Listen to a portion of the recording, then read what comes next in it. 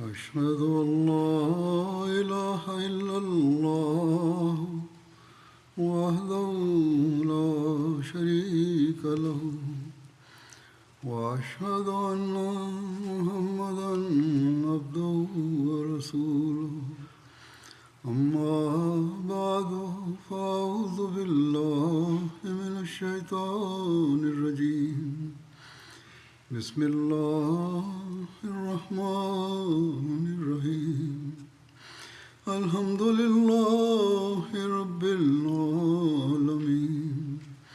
الرحمن الرحيم مالك يوم الدين إياك نعبد وإياك نستعين اهدنا الصراط المستقيم صراط الذين أنعمت عليهم غير المغضوب عليهم ولا الضالين. Великая милость Всевышнего Аллаха к нам состоит в том, что Всевышний Аллах одарил нас возможностью принять Хазрата Обетованного Мессию, мир ему, посредством которого, согласно обещанию Всевышнего Аллаха, должно было произойти возрождение ислама.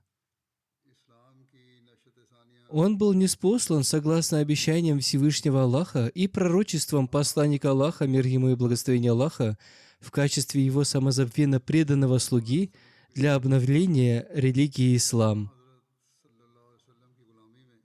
Затем, согласно обещаниям Всевышнего Аллаха и пророчествам посланника Аллаха, мир ему и благословение Аллаха, в его общине был установлен институт Ахмадийского халифата.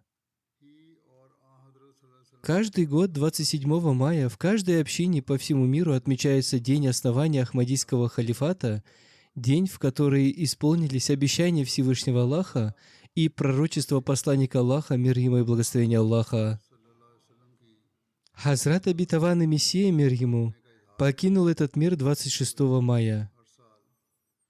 27 мая, согласно обещаниям Всевышнего Аллаха, община, избрав первым халифом Обетованного Мессии Хазрата Хакима Маульви Нуруддина, да будет доволен им Аллах, присягнула на его руке, чтобы продолжить миссию Хазрата Обетованного Мессии, мир ему. Затем, после смерти Хазрата первого халифа Обетованного Мессии, община принесла обет верности на руке Хазрата второго халифа Обетованного Мессии, да будет доволен им Аллах. Мы увидели поддержку Всевышнего Аллаха, несмотря на внутренние и внешние противодействия, а также другие неблагоприятные обстоятельства. Период его халифата продолжался в течение 52 лет. За весь период его халифата община днем и ночью обретала развитие. После смерти Хазрата второго халифа Обетованного Мессии начался период Хазрата третьего халифа Обетованного Мессии, да будет доволен с ним милость Всевышнего Аллаха. В период его халифата мы увидели блестящие примеры развития нашей общины. Противники прилагали все свои силы для уничтожения нашей общины, но, несмотря на это, история Ахмадията засвидетельствовала сияющие примеры развития общины. После смерти Хазрата третьего халифа Обетованного Мессии Всевышний Аллах в очередной раз явил пример проявления второго вида своего могущества.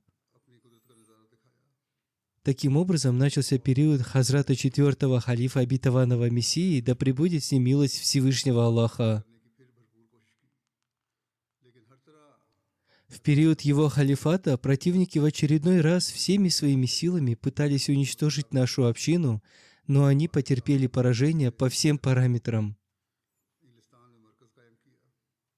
Из-за их противодействия Хазрату четвертому халифу Обетованного Мессии пришлось переселиться из Пакистана, и благодаря этому центр Ахмадийского халифата был установлен в Великобритании.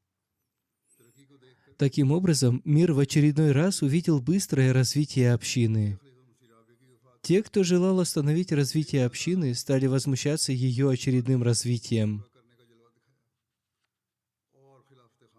После смерти Хазрата четвертого халифа обетованного Мессии Всевышний Аллах снова явил величие исполнения своего обещания, был избран пятый халиф обетованного Мессии. Несмотря на все мои многочисленные недостатки, Всевышний Аллах удивительным образом поддерживает меня и помогает мне, и община движется только вперед. За этот период в десятках стран по всему миру были созданы новые местные общины. Система общины была установлена в сотнях общин по всему миру. Всевышний Аллах явил примеры своей поддержки и помощи институту Ахмадийского халифата в сотнях городов и селений. Всевышний Аллах создал общины искренних членов, зародив в их сердцах особые чувства и страсть к институту Ахмадийского халифата. Такие примеры Всевышний Аллах являет и сегодня. Такая связь с институтом Ахмадийского халифата и примеры развития общины и должны были произойти, поскольку это было обещанием Всевышнего Аллаха. Сам посланник Аллаха, мир ему и благословение Аллаха, пророчествовал об этом. Одним словом, Всевышний Аллах не является тем, кто нарушает и забывает свои обещания. Он является не тем, кто не в силах исполнить пророчество своего возлюбленного посланника Мухаммада, мир ему и благословение Аллаха. Посланник Аллаха, мир ему и благословение Аллаха, пророчествуя, изрек: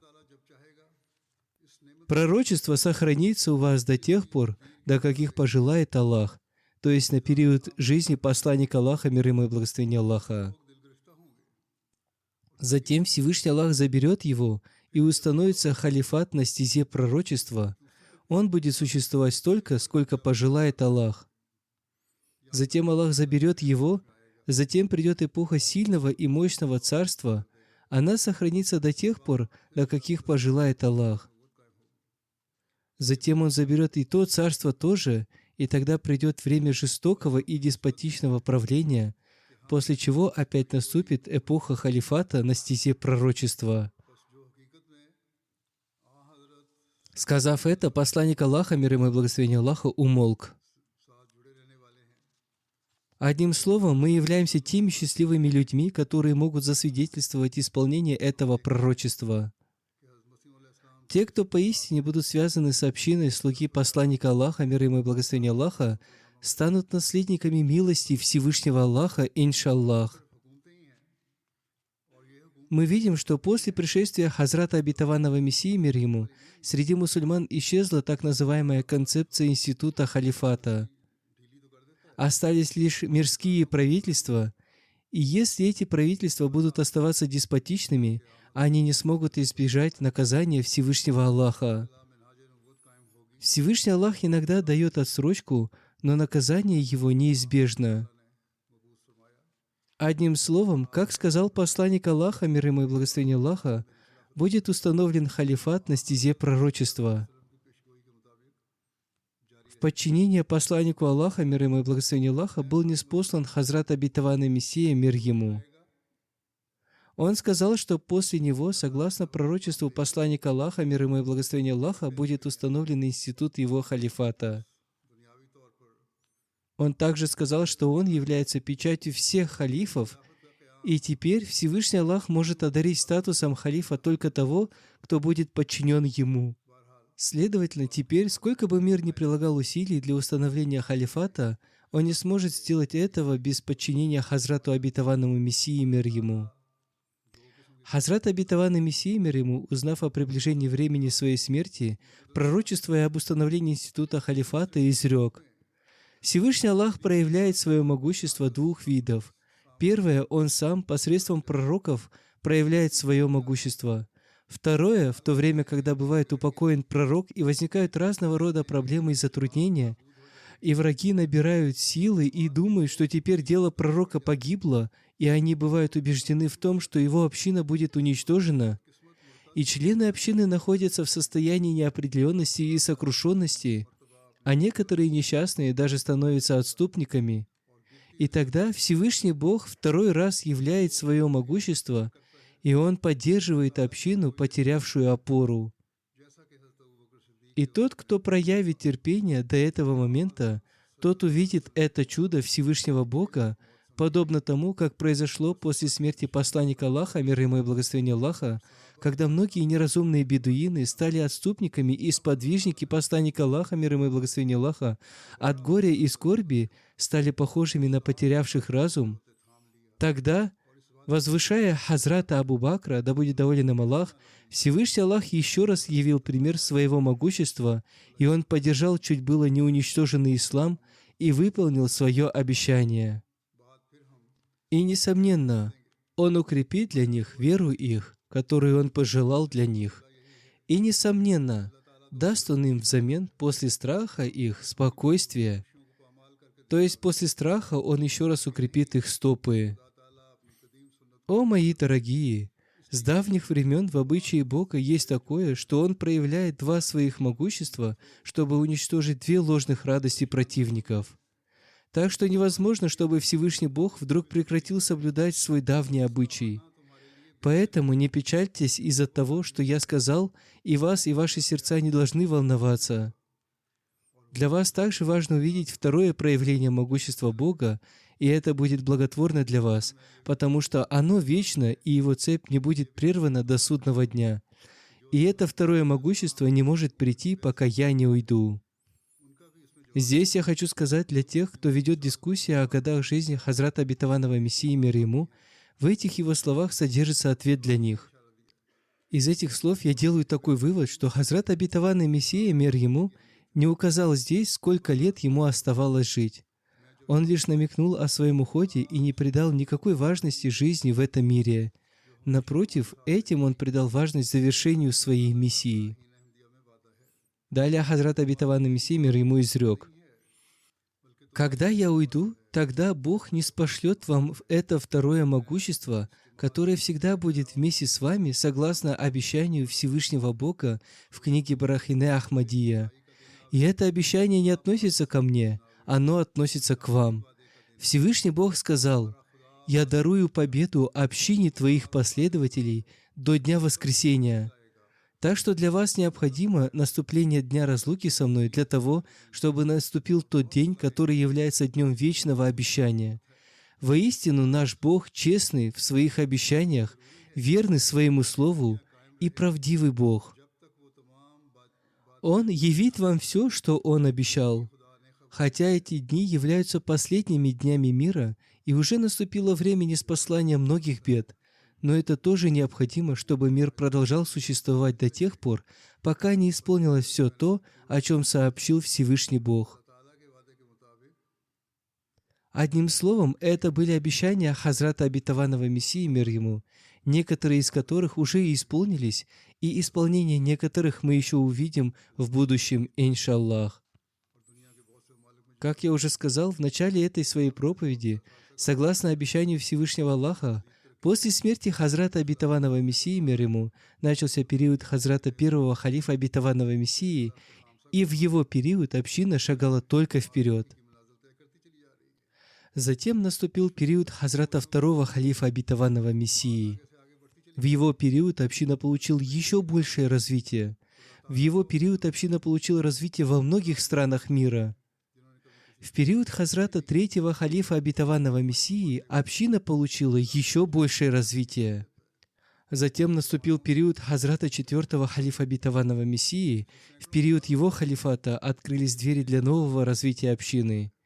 Сейчас мы пребываем в периоде пятого халифа Обетованного Мессии. В этот период община проходит новые этапы своего развития. Несмотря на все попытки и усилия противников, община движется только вперед и вперед. Как всегда, Всевышний Аллах наставляет людей, проживающих в отдаленных странах, которые никогда в своей жизни не видели халифа, приводя их под знамя Ахмадийского халифата. Всевышний Аллах раскрывает сердца сотен и даже тысяч людей из числа и мусульман, и немусульман. Согласно своему обещанию, Всевышний Аллах ежедневно являет примеры своей помощи и поддержки. Сейчас я представлю вашему вниманию некоторые события из жизни людей, в которых мы увидим примеры помощи и поддержки Всевышнего Аллаха, Институту Ахмадийского халифата и исполнения его обещаний. Всевышний Аллах обещал установить институт халифата. Каким образом Всевышний Аллах создает в сердцах людей чувство связи с институтом Ахмадийского халифата? Об этом из Буркина-Фасо, одной из африканских стран, пишет наш местный миссионер. Когда в нашей общине впервые был установлен спутниковый телеканал МТА, люди, впервые увидев халифа времени, от радости не могли сдержать своих слез. Их радость была видна на их лицах. Спустя несколько дней к нам в центр приехала делегация из этой общины. Они поблагодарили нас за установление у них спутникового канала МТА и сказали, что они не имеют возможности встретиться с халифом времени, но увидев его по МТА, их глаза обретают прохладу и сердца спокойствие. По их словам, теперь посредством МТА они каждый день встречаются с халифом времени. Таким образом, Всевышний Аллах создает в сердцах людей любовь к халифу времени. Хотя они никогда не встречались с ним, тем не менее, их сердца наполнены любовью к халифу.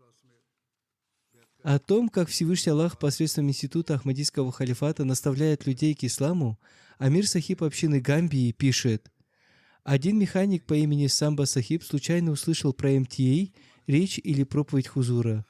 Затем он рассказывал об этом и сказал: несомненно, этого человека сопровождает помощь Всевышнего Аллаха. После этого он вместе с 14 членами своей семьи принес баят, обет верности. Он рассказал, что до принесения обета верности в его бизнесе не было прибыли, однако после этого его бизнес стал прибыльным. По его словам, несомненно, что Ахмадият является подобным сияющему солнцу во тьме.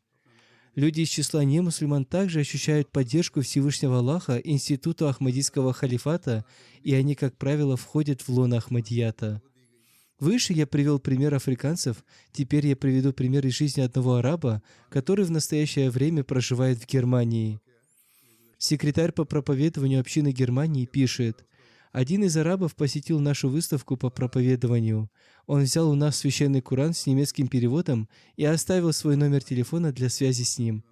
В том же году мы пригласили его на Джальсу Саляна, ежегодный съезд общины Германии, однако он извинился и сказал, что не сможет посетить наш съезд из-за сдачи экзаменов. Вместо себя он отправил на наш ежегодный съезд своего старшего брата и еще одного члена своей семьи. Его брат, услышав речь Хузура на Джальсе Саляна, сказал: «Этого человека сопровождает помощь Всевышнего Аллаха». Таким образом, Всевышний Аллах создал в его сердце мысль о том, что это истинный халифат. В этот же день вечером он подписал форму баята, обета верности, и вошел в лоно Ахмадията. Такие чувства в сердцах людей создает только Всевышний Аллах согласно своему обещанию. Другой член семьи этого араба не принес баята, обета верности в первый день. Он задавал много вопросов. Он присутствовал и во время моей встречи с арабами. Он хотел задать вопрос об обвинении в неверии, но до него этот вопрос задавал еще один араб, и я очень подробно ответил на него. Услышав мой ответ, его сердце обрело спокойствие, и на следующий день он подписал форму баята, обета верности, до официальной церемонии принесения баята. Таким образом, он принес баят на моей руке. О том, как Всевышний Аллах направляет счастливые души к общине, исполняя свое обещание, оказывать поддержку институту Ахмадийского халифата, Амир Сахиб общины Гамбии пишет: в одном из селений под названием Киргор была основана община, и один человек по имени Аль-Хаджи Фай стал оказывать сильное противодействие. Он даже не хотел притрагиваться к литературе общины. Тем не менее, наши проповедники продолжали проповедовать. В один из дней они организовали уроки для обучения новообращенных мусульман Ахмадии. Наши проповедники уговаривали и предлагали ему только посещать наш миссионерский дом и при этом не брать в руки и не читать нашу литературу. По нашему мнению, он должен был только присутствовать на уроке. С нашей стороны было обещано не проповедовать ему. Придя в миссионерский дом, этот человек сказал, что не желает присутствовать на нашем уроке. Он сказал, что желает посмотреть наш телеканал МТА. Ему предоставили комнату с телевидением и включили канал МТА. Все остальные приняли участие в уроке для новообращенных, а этот человек в это время слушал проповедь Хузура. После завершения урока во время беседы он сказал: Этот человек не может быть лжецом. Ваш халифат — истина. Теперь я не могу отвернуться от него. Таким образом, он вместе с 10 членами своей семьи принес баят, обет верности, и вошел в лоно Ахмадията. Разве это может быть делом человеческих рук? Поистине, Всевышний Аллах всегда исполняет свои обещания. Есть еще одно событие о любви к институту Ахмадийского халифата и исполнении обещания Всевышнего Аллаха. В одном из городов Камеруна под названием Энгаундере обет верности принесли 8 семей. Новообращенные рассказывали, что благодаря спутниковому телевидению МТА жизнь их детей изменилась и их знание религии увеличилось. Один из юношей по имени Абдурахман учится по шкале обучения O-Level, и он с большой любовью слушает проповеди Хузура. По пятницам он отпрашивается у учителей, чтобы прослушать проповедь Хузура. Он говорит учителям, что лучше он оставит школу, чем пропустит проповедь Хузура. Вот такой верой они обладают. Его отец велел ему приходить и слушать проповедь, даже если придется оставить занятия в школе. Его сын Абдурахман рассказал, что благодаря тому, что он слушает проповеди Хузура, его вера укрепляется, и его знания увеличиваются, и он избавился от всех своих плохих привычек, которые были у него раньше. Одним словом, это те люди, которые выполняют свое обещание поддерживать прочную связь с институтом Ахмадийского халифата. Воистину, наступит такое время, когда эти люди обретут свое развитие и поднимутся выше всех, поскольку они желают стать воплощением истинности своих обещаний. Еще одно событие об исполнении обещания Всевышнего Аллаха, о том, что Всевышний Аллах сам наставляет людей поддерживать прочную связь с институтом Ахмадийского халифата. Наш местный миссионер пишет: «В одном из поселений Буркина-Фасо мы проповедовали длительное время, но не могли добиться успеха. Уходя оттуда, я сказал некоторым из людей, чтобы они по приезду в город зашли ко мне. Спустя несколько дней ко мне домой пришел человек по имени Бон. Ему включили спутниковый канал МТА, и увидев Хузура на МТА, этот человек сказал, что он уже видел Хузура во сне. Таким образом, он вошел в лоно Ахмадията без каких-либо лишних доводов. Вернувшись домой, он рассказал обо всем этом в своем селении, и много людей из его селения приняли Ахмадият. Теперь в этом селении есть одна из наших искренних общин». Еще одно событие поддержки Всевышнего Аллаха и о том, как Всевышний Аллах создает в сердцах людей связь с институтом Ахмадийского халифата и раскрывает им истинное учение ислама. Султан Сахиб из Кыргызстана пишет: «Мой сын и моя супруга уже принесли баят, обет верности. В 2017 году по пятницам я тоже стал посещать миссионерский дом. Когда мы ездили туда на машине, расстояние между нашим и миссионерским домами было 12 километров. По дороге туда мы всегда слушали проповеди Хузура, и всегда, когда я слушал проповеди, мои чувства к общению укреплялись. 2 мая 2022 года, по окончанию священного месяца Рамадан, в день Ида я принес свой обет верности. До этого я уже хотел подписать форму обета верности, но по некоторым причинам не мог сделать этого. Я написал об этом очень коротко, потому что не могу описать словами то, что происходит внутри меня. Я постоянно молюсь о том, чтобы Всевышний Аллах увеличил мои знания. В своей каждой пятничной проповеди Хузур открывает предо мной новые пути.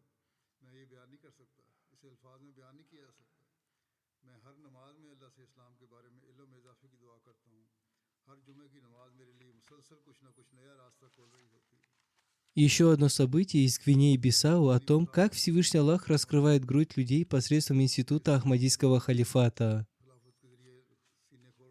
Новообращенный мусульманин Ахмади по имени Усман Бальде Сахиб живет в одном из отдаленных районов. Когда он узнал о том, что большинство его родственников приняли Ахмадият, он собрал богословов и привез их туда. Наш местный миссионер сказал этим богословам, что им, прежде чем начать противодействовать, необходимо выслушать наше послание. Их люди обладают доброй натурой. Они противодействуют общине, но при этом соглашаются выслушать наше послание. Они не так упрямы, как люди из Пакистана. Богословы, как обычно, согласно своей натуре, отказались выслушать нас. Однако Усман Сахиб согласился выслушать послание общины. Ему рассказали о пришествии Хазрата Обетованного Мессии, мир ему. Это было в пятницу, и в это время в прямом эфире транслировалась моя пятничная проповедь. Ему сказали, что все мусульмане Ахмади слушают мою пятничную проповедь в прямом эфире, и если у него есть время, пусть он тоже послушает. Он ответил: «Хорошо, я немного послушаю». Так он начал слушать мою пятничную проповедь и, забыв о времени, прослушал ее до конца. После окончания проповеди он сказал: «Ахмадийская мусульманская община не может быть общиной неверных, поскольку ваш халиф рассказывает о жизнеописании сподвижников посланника Аллаха, мир ему и благословение Аллаха». Иногда некоторые из мусульман Ахмади спрашивают, какая нужда в том, чтобы пересказывать историю ислама. Это нужно, потому что становится средством для проповедования и увеличения наших знаний. Сотни людей из нас не знали об этом, а теперь они знают. Согласно его словам, ни одна община неверных не может сделать этого, то есть рассказывать о жизнеописании сподвижников. После этого он перестал противодействовать общине и вместе со своей семьей принял Ахмадият. Теперь он проповедует Ахмадият в своем районе, он стал активным членом нашей общины.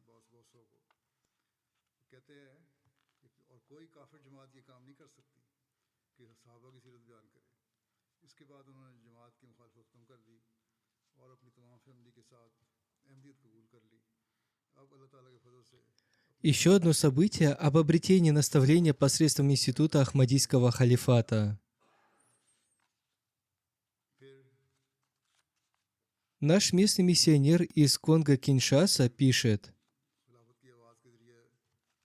«Мы начали активно проповедовать в одном из районов, однако некоторые из наших противников стали оказывать нам активное и организованное противодействие. Спустя 3 месяца один из этих противников по имени Усман связался с нашим миссионерским домом и сказал, что он вместе со своей семьей желает войти в лоно Ахмадията. Когда его спросили о причине этого, он сказал: в один из дней моя супруга переключала телеканалы и наткнулась на канал МТА. Поскольку она была в курсе моего противодействия Ахмадияту, она позвала меня послушать. Я стал плохо отзываться об общине, но моя супруга сказала, чтобы я сначала послушал эту передачу. В это время транслировалась пятничная проповедь Хузура. Прослушав проповедь, он сказал: «Теперь я убедился в том, что призыв, который вошел в мои уши, и есть истинная картина ислама. После того, как я выслушал вашего халифа, у меня уже не осталось сомнений относительно истинности вашей общины. О том, как Всевышний Аллах создает любовь и укрепляет веру в сердцах людей, живущих на расстоянии 1000 миль, и которые никогда в своей жизни не видели халифа, и как они выражают свою любовь к нему, Умар Сахиб из Сенегала пишет: «Всякий раз, когда я слышу вашу проповедь, мое сердце испытывает удивительное наслаждение. Помолитесь, чтобы это мое чувство сохранилось навсегда. Когда я слушаю проповедь, из моих глаз текут слезы. Я очень люблю вас. Помолитесь, чтобы моя любовь ко Всевышнему Аллаху, Его посланнику, мир ему и благословение Аллаха, к Хазрату Обетованному Мессии, мир ему, и к его халифам была выше любви ко всему миру. Благодаря вашим молитвам мой бизнес получил развитие». А одним словом, все это является исполнением обещания Всевышнего Аллаха Хазрату Обетованному Мессии, мир ему. Амир Сахиб общины Бельгии пишет: «Один из наших друзей из Марокко по имени Мустафа принял Ахмадият после длительного изучения. Он рассказывает: «С детства я много времени проводил в обществе богословов. Однако проповеди Хузура являются не только истинным толкованием Священного Корана, но и приближают человека к Богу. Слушая проповеди Хузура, я стал испытывать наслаждение в намазе. Я увидел множество правдивых снов. Ахмадият полностью изменил мою жизнь. Поминая милости Всевышнего Аллаха, я не могу сдержать своих эмоций». Миссионер из Гвинеи-Бисау рассказал еще об одном событии, о том, Как Всевышний Аллах, согласно своему обещанию, оказывать поддержку халифату Хазрата Обетованного Мессии мир ему, раскрывает грудь людей, он написал: «Мы получили возможность установить спутниковый телеканал МТА в 21 общине. В прошлом году в одном из селений после проповедования Ахмадият принесли все люди, но на тот момент принять Ахмадият отказались 4 семьи. Когда наша команда ездила в это селение для установки спутникового канала МТА, наш местный миссионер Мухаммад Сайлию Джалиф пригласил в мечеть эти семьи, отказавшиеся принять Ахмадият. Им посоветовали посмотреть МТА и увидеть халифа времени и Хазрата Обетованного Мессию мир ему. Когда мы закончили установку спутникового канала МТА, наступило время молитвы Магриб.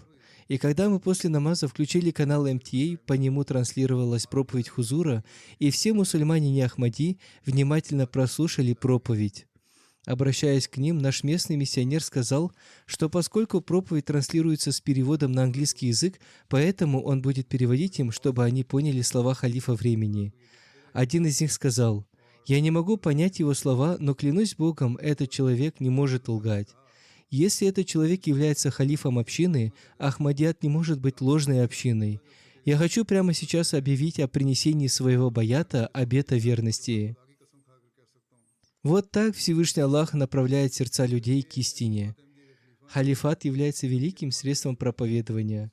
Счастливые люди, только увидев его, обретают истинное учение ислама и входят в лоно общины Хазрата Обетованного Мессии мир ему.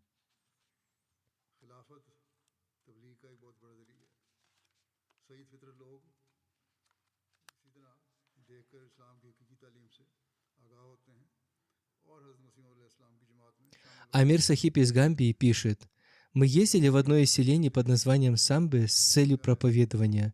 Мы рассказали его жителям о пришествии Хазрата Обетованного Мессии мир ему. Мы прочитали им условия принесения баята, обета верности. Их главный имам и председатель комитета по развитию этого селения мужественно сказал, что посланник Аллаха, мир ему и благословение Аллаха, пророчествовал о приходе имама Махди, и что сегодня они впервые услышали о его пришествии. Ахмадият произвел на него большое впечатление. Согласно его словам, только мусульмане Ахмади являются истинными мусульманами, поскольку только у них есть сила в виде института Ахмадийского халифата, который собрал всех в одну единую нить. Увидев портрет Хузура, он сказал: «От него исходит истина, мы видим и слушаем его по телевидению». После этого он и вся его семья приняли Ахмадият. Затем ему показали переводы священного Корана на 3 местных языка – Фула, Мандинка и Валов. Увидев эти переводы священного Корана, он снова воскликнул: «Поистине Ахмадият и есть истинный ислам».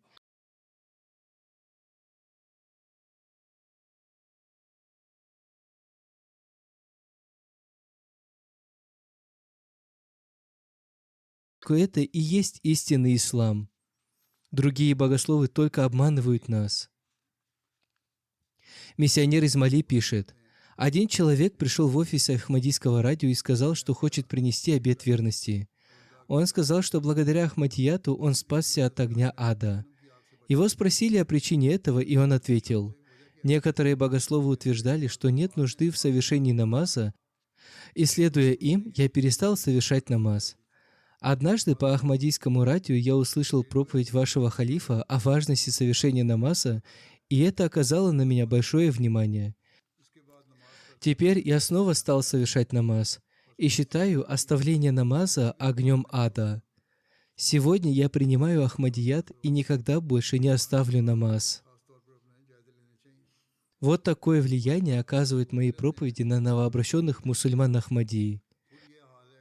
Те, кто уже давно являются мусульманами Ахмади, в связи с этим должны проанализировать себя. Против нас выступает очень много людей. Они даже собирают фетвы о якобы нашем неверии у богословов, в то время как их богословы отказываются даже от основных столпов ислама. Милость Всевышнего Аллаха состоит в том, что Всевышний Аллах посредством института Ахмадийского халифата наставляет множество людей, и они обретают свободу от тех, кто создает порчу в религии. Миссионер из Нигерии пишет: «Мы установили канал МТА во многих местах, где люди слушают передачи и проповеди.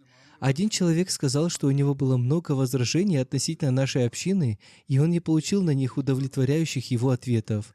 По его словам, однажды он слушал проповедь имама Ахмадийской мусульманской общины, и его сердце обрело покой в связи с тем, что он обрел истинный ислам.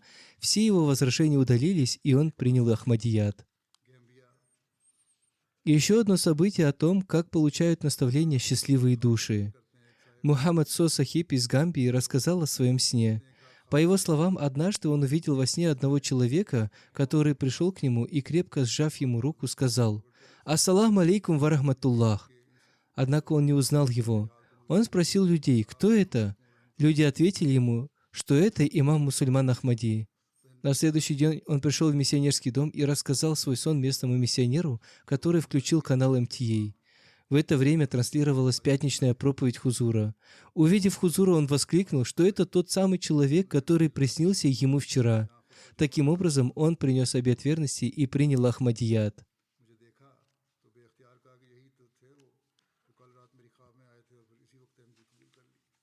Старший миссионер из Камеруна пишет: «В городе Маруа многие люди смотрят телеканал МТА Африка и благодаря этому входят в лоно Ахмадията. Бывший имам, наш местный миссионер по имени Ахмад Сахиб, рассказал, что благодаря МТА их вера укрепилась, и благодаря проповедям халифа времени и другим передачам на арабском языке в них создался свет и рассеялась тьма». По его словам, оказывается, что до МТА и принятия Ахмадията они были подобны животным, и МТА превратила их в людей. Еще один пример поддержки Института Ахмадийского халифата и о том, как Всевышний Аллах раскрывает сердца людей, местный миссионер из Камеруна пишет: «Однажды я проводил пятничную молитву. Люди еще продолжали приходить в мечеть, и я увидел одного человека, который вошел в мечеть в пальто и с челмой на голове. После молитвы я спросил его, почему он одет в такую одежду, на что он ответил, что у него есть духовный имам, который одевается именно так. Он сказал мне, что если я хочу узнать его, мне надо включить канал кабельного телевидения МТА Африка. По этому каналу транслируются его проповеди, и он отвечает на вопросы детей в своей мечети. Он сказал мне, что если ты его увидишь, то обязательно убедишься в том, что от него исходит истина, и его сопровождает помощь Всевышнего Аллаха». Услышав слова этого человека, я показал ему 10 условий обета верности и портрет Хузура из журнала «Таква». Я сказал ему, что эту мечеть построил именно этот имам. То есть этот человек не знал, что эта мечеть принадлежит Ахмадийской мусульманской общине и что я являюсь миссионером нашей общины. Узнав об этом, этот человек очень обрадовался и затем вместе со своей семьей принес обет верности. Это было лишь несколько событий, на которых я остановился. Они доказывают Божью поддержку слов Хазрата Обетованного Мессии мир ему о том, что Всевышний Аллах обещал, что его поддержка будет сопровождать его второе могущество, и теперь победа ислама предопределена только посредством этого. Всевышний Аллах раскрывает грудь людей и вкладывает величие Ахмадийского халифата в их сердца, связывая счастливых людей с институтом Ахмадийского халифата. Каждый день 118-летней истории института Ахмадийского халифата свидетельствует о том, что только Всевышний Аллах помогает и поддерживает институт Ахмадийского халифата. И община день за днем продолжает свое развитие. Пусть Всевышний Аллах одарит меня возможностью, своей особой милостью, достойным образом выполнять свои обязанности. Пусть Всевышний Аллах всегда связывает каждого мусульманина Ахмади с институтом Ахмадийского халифата с совершенной преданностью и искренностью. Пусть Всевышний Аллах до судного дня дарит институту Ахмадийского халифата искренних людей, следующих по пути богобоязненности. Пусть Всевышний Аллах сделает достигнутыми все цели, достижения которых Он обещал Хазрату Обетованному Мессии мир ему. Пусть будет так, чтобы посредством института Ахмадийского халифата в мире воцарилась власть единого Бога и над миром развивалось знамя посланника Аллаха, мир ему и благословение Аллаха. После пятничной молитвы я совершу погребальную молитву Джаназа Гайб в отсутствии покойного по двум умершим. Первый покойный Мухаммад Идрис Насруллах хан Сахиб. Он умер недавно в Канаде в возрасте 90 лет. Инна лиляхи ва инна иляйхи раджун. По милости Аллаха он был муси. Его дед Хазрат Чодри Насруллах хан Сахиб, да будет доволен им Аллах, получил возможность служить на посту одним из первых назирей Аллах. Покойный Мухаммад Идрис Сахиб был племянником Хазрата Чодри Зафруллах хан Сахиба. Отец покойного также в течение длительного времени служил на посту амира общины Карачи. Покойный был правнуком Хазрата первого халифа обетованного Мессии по материнской линии. Его дед по материнской линии, Хазрат Чодри Мухаммад Фатих Сиял Сахиб, был одним из первых в Акфе Зиндаги и миссионеров Англии. Посредством него сотни людей приняли Ахмадият. Покойный получил возможность в течение более 30 лет служить на посту секретаря внешних связей общины Лахора. Он также был удостоен чести быть избранным членом Центрального комитета ИФТА, а также членом и председателем комитета КАЗа. В период третьего халифата обетованного Мессии в неблагоприятные дни он был одним из тех адвокатов, которые совершили историческое дело. В 1974 году, когда был создан трибунал Самдани по разбирательству событий в Рабве, он был в суде вместе с Хазратом третьим халифом обетованного Мессии. Хазрат Третий халиф назначил его членом различных комитетов. Он также принимал участие в работе конференции под названием «Касре Салиб» в качестве представителя общины Лахора. Во время переселения Хазрата Четвертого халифа обетованного Мессии в Лондон он удостоился чести быть в составе сопровождавшей его делегации по дороге из Рабвы в Карачи. Он был решительным человеком и хорошим советником. Он был безгранично искренним и преданным делу Ахмадийского халифата. Я лично неоднократно был свидетелем этого. Пусть Всевышний Аллах одарит возможностью его детей продолжить его благодеяние. Пусть Всевышний Аллах смилуется над ним и простит его. Имя второго покойного — Камар Идрис Сахиб из Карачи. Покойный был сыном Чодри Азиза Ахмада Баджва. Он умер недавно в возрасте 90 лет. Инна лиляхи ва инна иляйхи раджун. Покойный был внуком сподвижника и сподвижницы Хазрата обетованного Мессии мир ему, Хазрата Мухаммада Хусейна Сахиба и Хазрат Сардар Бегим Сахибы, да будет доволен ими Аллах. По милости Всевышнего Аллаха покойный был муси. Он оставил супругу, 2 сыновей и 2 дочерей. Покойный начал служить на государственной службе с 1959 года. В течение 35 лет он занимал различные государственные должности как в центральном, так и в провинциальном правительстве. Он был известным как честный и ответственный государственный служащий. Его хороший послужной список был результатом советов его отца, который дал ему советы во время его поступления на госслужбу. Его отец сказал ему: «Если я получу весть о том, что Идрис погиб, то это не приведет меня к трауру и печали. Однако, если я узнаю о том, что Идрис получил от кого-то взятку, то это очень сильно расстроит меня». Вот таким было воспитание и советы его отца. Покойный получил возможность перевести биографию Хазрата Чодри Мухаммад Зафруллах хан Сахиба под названием «Тахдис-э-Намад» на английский язык. Благодаря этому эта книга получила известность среди англоязычных людей. С 1998 года по 2007 годы покойный получил возможность служить общине в качестве секретаря по внешним связям районного комитета управления общины Карачи. Покойный также получил возможность служить на посту министра провинции во временном правительстве. Однажды он написал письмо Хазрату четвертому халифу обетованного Мессии, и некий противник из числа богословов возбудил против него судебное дело за то, что он начал свое письмо со слов «Бисмилляхи рахмани рахим». Это судебное разбирательство длилось в течение длительного времени. Покойный всегда относился с добротой и милосердием к каждому человеку. Он всегда соблюдал родственные связи. После закрытия этого судебного дела, богослов, который возбудил против него это судебное дело, попросил у него помощи, и покойный помог ему большими деньгами. Пусть Всевышний Аллах простит и смилуется над ним. Пусть его дети продолжат его благодеяния.